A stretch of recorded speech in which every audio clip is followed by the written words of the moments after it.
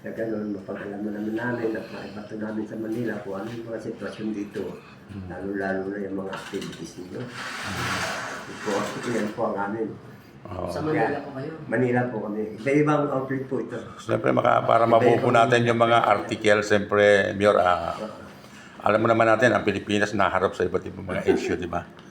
Ayun, ano na po tayo, on the record na po tayo, Mayor. Mga kaibigan, dito po tayo sa Isabela, province of Isabela, dito po sa, kaharap po natin ang municipal mayor, si Florence M. Zuniga. Magandang hapon po sa iyo, Mayor. Yes, magandang tanghali po. Magandang tanghali ba lahat? Magandang tanghali po sa inyo po lahat. Yes po. Okay, Mayor, ano po ang priority natin ngayon, 2026? Actually po, yung 2026 po, kung ano po yung nakakalakip dun sa annual investment plan ng 2026, yung 20% Economic Development Fund po, ay kasalukuyan na po pinapatupad po namin yung local government unit ng Cordon. As a matter of fact po, marami na pong natapos na projects sa infrastruktura po, sa farm to market roads, yung open canal, yung street lights, na-implement na po namin. Yung iba po, ongoing pa po. Yung mga projects po na yan. And yung iba po, nakabili rin kami ng lote para po dun sa pagpapatayo po ng modernized slaughterhouse. Kasi po yung dati, hindi na po conducive sa kwan po yun. At they demolish po yun. Kaya bumili po kami ng lupa that will form part of the asset of the local government unit. And pagpapatayon po namin ng modernized slaughterhouse. And siguro po pwede rin namin ilagay doon ang dog impounding facility. Doon po na ilalagay. Medyo malayo po sa bukid actually yun. So, kailangan lang po na i-reclassify pa yun and then endorse po sa DAR for conversion. Before you will introduce po improvements to that land, kailangan po ma-convert muna yung lote na yun para po pagpapatayan po namin yung sasabi ko. Modernized slaughterhouse. Yun po sa public servant natin, paano po yung mga binibigay natin tulong sa ating po mga constituents? Patuloy naman po yung mga tulong na binibigay namin dyan. Lahat po, yung mga medical assistance, burial assistance, financial assistance, lahat po yan. At kung tungkol naman po sa national, mga tulong po manggagaling sa DOLE, sa DSWD, lahat po yan ay... Hindi po, yung mga tulong po na sinasabi ko, ng mga ayuda na binibigay po, ay nibibigay po lahat yun sa taong bayan. Lalo na po yung mga tulong po na galing po ng provincial. Yes po. At sa ngayon nga po, ilang beses na kami nagpagbigay ng tulong kasi sa sobrang init po yung drought po. Corn drought, rice, mga subsidy na yun. Naibigay na po namin sa mga taong bayan. In terms of cash incentive at in terms of in-kind na binibigay po, lalo na po sa aming mga farmers, naibigay na po namin lahat yun na tulong. Maliban doon, yung mga ako natin, tulong natin sa mga mga livelihood. Yeah, yes po. Actually po, ongoing din po, yung mga livelihood. Kasi, sa farmers po natin, Mayor, gaano po, ilang percent po ang sinasakop ng mga sakahan natin?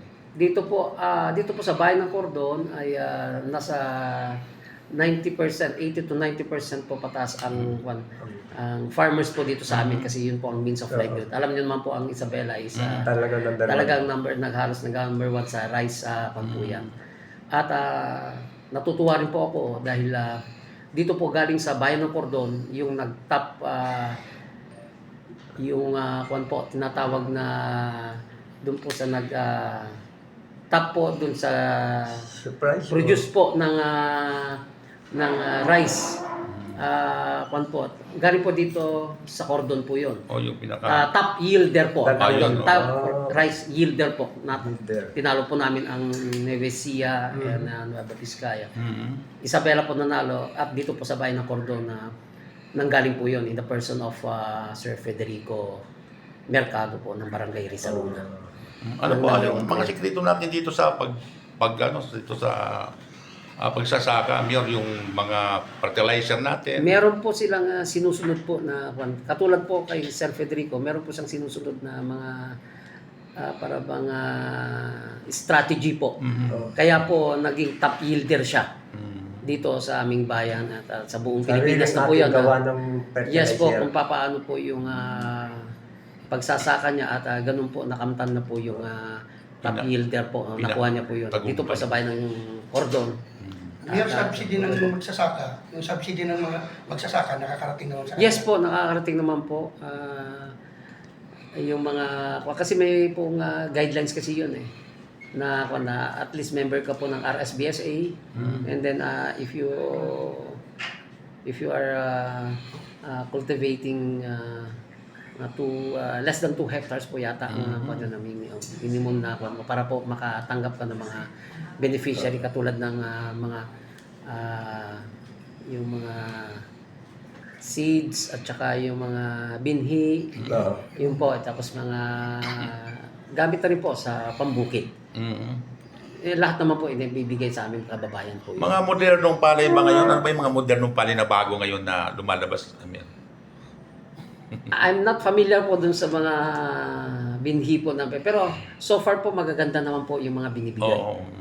Maganda naman po yung locally produced po namin ng mga palay. At syempre alam niyo naman po na sa pagdating sa Isabela, rice po yung namin talaga, dito. Kami po halos lahat na nagsusupply po dito sa kasi dito po sa Isabela yung pinakamalaking po yan eh. Oo. Sa rice fields po. Bali ilang barangay po kayo? 26 po. 26 barangays po. 26 barangays po. Ang Cordon po is the gateway to Isabela and the province of Quirino. Dito ko po dito po, pag ito diniretso nyo, papunta pong Quirino province yan. Lulusot ka na po ng Aurora sa Dinadjawan. Pag kumanan ka po, papuntang Baler na yun.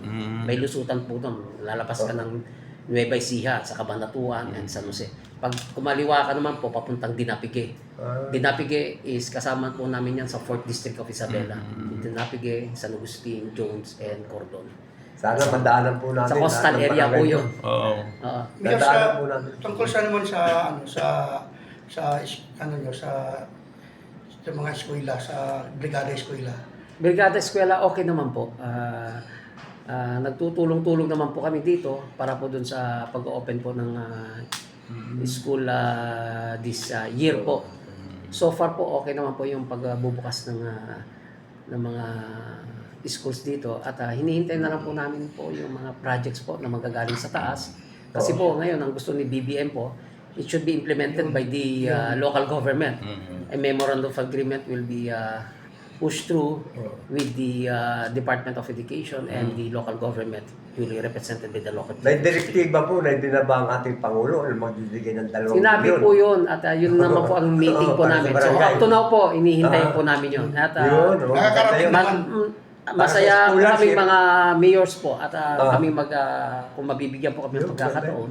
Kasi yung capacity naman po ng local government, kayang-kaya na po namin yun kasi may So, mga maabot po municipal magkano ang tira nyo? Ang IRA po, ang IRA kasi ang tawag doon, that is IRA, National Tax Allocation na po, ano. Opo, malaki-laki rin naman po ang naidagdag. Last one po is umabot po ng 259 if I'm not mistaken. Malaki. 59 million po. Million. And first class municipality na kasi ang Cordon. Nadadagdagan lang po yun sa local sources of income po namin dito.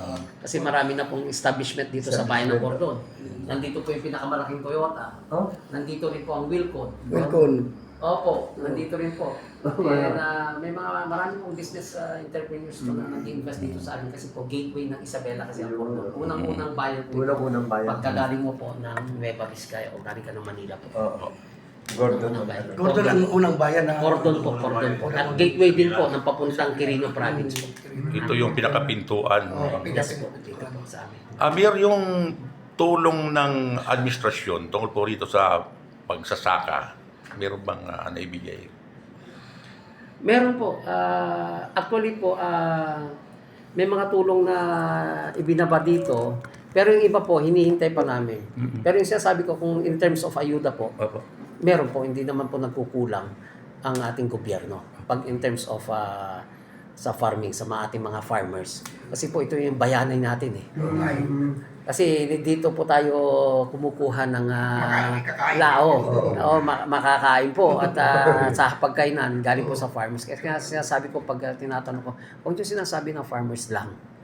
Kundi malakas po yung Farmers. na dapat ay talagang Hindi farmers po natin kami. hindi Dahil natin. kayo yung modern hero po dito sa Pilipinas kailangan po natin na pag walang mga farmers wala. So, hindi naman po nagkukulang ang ating presidente at marami naman pong siyang initiative and projects po na binababa. At isa na po ang Isabela na nakikinabang po yung mga projects po na yan. Ating- Mayor, yung pag-aani rito, ano ba? Makina rin ba? Makina? Oh yes po, yung kwan po. Pagtatanim. Ang pagtatanim naman po, actually, nasanay po tayo sa kwan yung, yung manual po. Yung Yung tinutusok na gano'n. yes po, raep ang tawag sa Ilocano yun, sa raep sa pagtatanim. Nasanay na rin po ang kwan. Meron din po yung sabog. Oo. Yun. Oh, yung Yung normal po na kwan. Maganda. Okay naman po dito. Oo. Maganda naman po yung kaugalian na po, yung kultura o yung nakasanayan na ng taong bayan dito. Mga Dito sa taong bayan mo, Isabeleños po. dito sa taong bayan mo, ano naman ang may dadagdag yung vision nyo para dito sa ikaulad dito sa bayan ng Cordon? Vision mo. Sa akin naman po, Tatas na ano. opo, natutuwa na rin po ako sa unti-unti po nagkakaroon ng progress o progresibong kwan po ang bayan ng Cordon. Kasi po unti-unti po nakikilala ang bayan ng Cordon kasi ito po ang gateway. Kaya ginagawa po namin dito sa aking pamumuno na maisakatuparan po lahat po ng aming vision. Yung nga po, yung halos mapaganda pa po ang bayan ng Cordon dahil ito po yung gateway. Unang-una po, ito po yung bungad na bungad. In terms of businesses and infrastructures po, actually po ginagawa rin ang bypass dito sa amin. And alam ko naman po na marami po talagang mag-i-invest dito dahil maganda naman po ang aming pakikitungo at pakikibaka sa mga investor dito sa amin.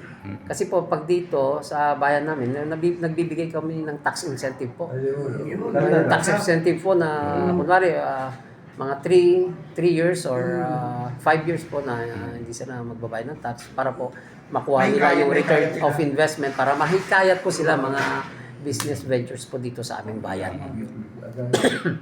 Nung ako po ang sangguniang bayan, na-amend ko po yung yung po yung sinuportahan ko yung existing noon na ordinansa para po doon sa mga tax holidays para po sa ating mga business. Ang vision order natin, Mayor. Kumusta naman? Ayos naman po ang peace and order, napaka-tahimik naman po ang aming bayan. Usually po yung mga lang dito, mga disgrasya, mga accidents, car accidents, motor accidents. Actually, halos mataas yung rate dito sa amin.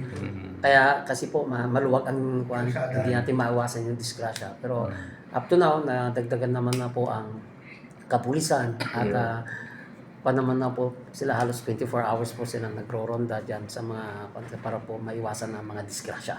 Drug-free na po ba ito? Yung bayan niyo? Po? Drug-free na?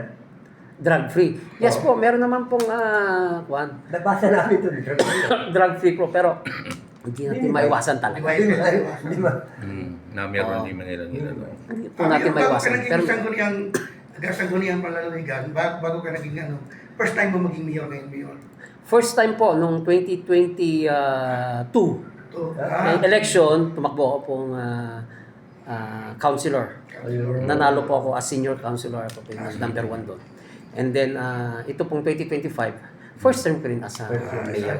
First term. 2028 na yan, no? Dati po akong OFW po. Ayun, dami, ano. 14 years po ako sa Milan, Italy po. Bayanin Pinoy. Ayun po. Dati po akong OFW. Pero ang family po namin is sa politics talaga. Yung father ko, siya po ang pinakamatagal na alkalde dito sa bayan ng Cordon. Mula nung pinanganak ang Rodel Cordon. Albano. Ito po ang aming governor. Ito po ang aming congressman. Albano talaga ng firma namin yan. Ito naman po ang vice gov namin, ang anak po ni Speaker Boji. Ito po. Ano pa na Yan po ang vice governor namin. Ano mo na si Mayor, baka mayor Okay, Mayor, manawagan tayo sa ating mga constituents at para naman sa ganun, ma-adapt tayo na ikagay. ang inyong pagtulong tuloy-tuloy at walang patid na serbisyo sa bayan. Opo. Sir. So, nananawagan po ako sa ating mga kababayan na sana po suportahan niyo po ang ating gobyerno mula po sa probinsya na pinapangunahan po ni Honorable Rodito Albano, ganun na rin po si Vice Governor Kiko D. At syempre po ang ating mga board members, sina Abigail Sable and Doc Libor Raspado, ganun na rin po ang ating congressman, ang best friend ng ika-4 na distrito na walang iba po si Honorable Engineer Joseph Salvador Tan. Ganun na rin po ang local government unit po ng Cordon na aking pinapangunahan. Siyempre po, sana ay suportahan nyo po dahil kami po dito wala po kaming ginawa kundi at inisip kundi yung sa ikabubuti ng ating mga kababayang Cordonians at makakaasa po kayo na lahat po ay gagawin ko para po sa ikabubuti ng ating bayan at ang aking naman pong opisina ay bukas para sa lahat. Wala po akong pinipili. Yun po ang sinabi ko nung bago pa po akong maupo na talagang kailangan po magsilbi tayo ng tapat na serbisyo publiko para po sa ating lahat dahil wala po kami dito kung wala kayo. So, yun lang po at siyempre tinutuloy lang po namin ang legacy ng aming ama. Muli po ang inyong lingkod. Muli po, ito po si Mayor Florence Zuniaga po ng Bayan ng Cordon. Ayun. Sasabing ano man ang gawin nyo sa buhay, unahin po natin ang sa taas. Ang ating pong may kapal. Yun po. God bless po. Buhay po. Mabuhay po tayo lahat. Maraming salamat po, Maraming salamat, Mayor. Mayor. Buhay kayo. Mabuhay. Magandang tanghali po. Tapos,